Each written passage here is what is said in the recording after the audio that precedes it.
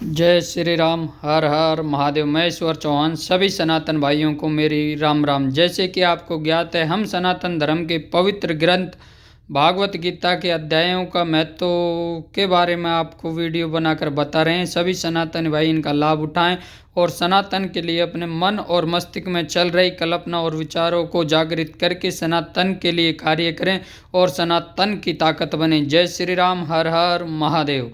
राम राज्य को पूर्ण विस्तार देने के लिए आप हमारे साथ जुड़ें। प्रत्यक्ष रूप में आप राम राज्य के लिए कार्य करें। जय श्री राम। हर हर महादेव। जय माता की जय भवानी। हिंदू सनातन धर्म के पवित्र ग्रंथ भागवत गीता के 17वें अध्याय का महत्व हम इस वीडियो में आपके साथ साझा कर रहे हैं। श्री महादेव जी कहते हैं, पार्वती 16वें अध्याय का महत्व बतलाया गया। अब 17वें अध्याय के अंत महिमा श्रवण करो। राजा खड़गे भाऊ के पुत्र दुशंसन नामक एक नगर था। वह बड़ी खोटी बुद्धि का मनुष्य था। एक बार वह मांडलिक राजकुमारों के साथ बहुत धन की बाजी लगाकर हाथी पर चढ़ा और कुछ ही कदम आगे जाने पर लोगों के माना करने पर भी वह मूढ़ हाथी के प्रति जोर जोर से कठोर शब्द करने लगा। उसकी आवाज़ सुनकर हाथी क्रोध से अंधा हो गया और दुशासन पैर फिसल जाने के कारण पृथ्वी पर गिर पड़ा। दुशासन को गिराकर कुछ उच्च श्वास लेते देख काल के समान निरंकुश हाथी ने क्रोध में भरकर उससे ऊपर फेंक दिया। ऊपर से गिरते ही उसके प्राण निकल गए। इस प्रकार कालवश मृत्यु को प्राप्त होने के बाद उसे हाथी की योनि मिली और शीलद्वीप के महाराज के यहाँ उसने अपना बहुत समय व्यतीत किया। शीलद्वीप के राजा की महाराज खड़गे भाऊ से बड़ी मैत्री थी। अंत उन्होंने जल के मार्ग से उस हाथी को मित्र की प्रसन्नता के लिए भेज दिया। एक दिन राजा ने इस लोक की समस्या पूर्ति से संतुष्ट होकर किसी कवि को पुरस्कार रूप में वह हाथी दे दिया और उन्होंने 100 स्वर्ण मुद्राएं लेकर उसे मालवेनरेस के हाथ बेच दिया।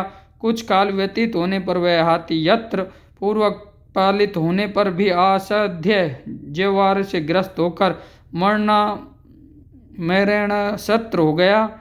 हाथीवानों ने जब उसे ऐसी शोचनीय अवस्था में देखा तो राजा के पास आकर हाथी के हित के लिए शीघ्र ही सारा हाल कह सुनाया। महाराज, आपका हाथी अस्वस्थ जान पड़ता है। उसका खाना पीना और सोना सब छूट गया। आपकी समझ में नहीं आता, हमारी समझ में नहीं आता इसका क्या कारण है।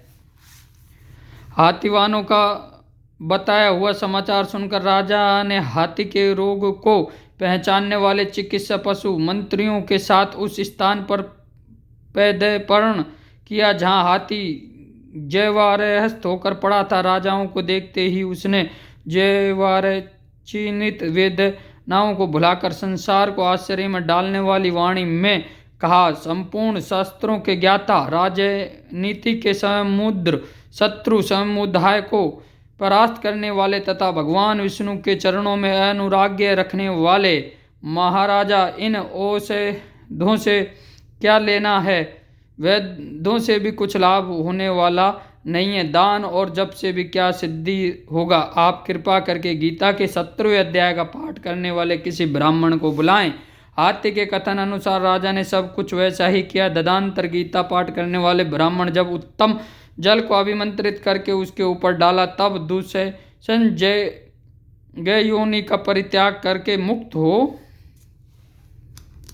गया। राजा ने दुशासन को दिव्य विमान पर आरूढ़ एवं इंद्र के समान तेजस्वी देखकर पूछा, तुम्हारी पूर्व जन्म में क्या जाति थी, क्या स्वरूप था, कैसे आचरण थे और किस कर्म से तुम यह हाथी होकर आए थे, ये सारी बात मुझे बताओ। राजा ने इस प्रकार पूछने पर संकट से छूटे हुए दुशासन ने विमान पर बैठे बैठे स्थिरता के साथ अपना पूर्व जन्म का उपयुक्त समाचार यथार्थ कहा और सुनाया। तत्पश्चात नरश्रेष्ठ मालवेनरेश भी गीता के 17वें अध्याय का पाठ करने लगे। इससे थोड़े ही समय में उनकी मुक्ति हो गई।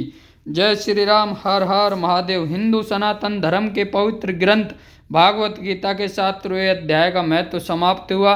सभी सनातनी भाई गीता का अध्ययन स्वयं करें और सनातन की ताकत बने और मन और मस्तिष्क में चल रही कल्पनाओं को सनातन के लिए जागृत करें और राम राज्य को पूर्ण विस्तार देने के लिए हमारे साथ प्रत्यक्ष या प्रत्यक्ष रूप में आप जुड़ सकते हैं और राम राज्य के लिए कार्य करें।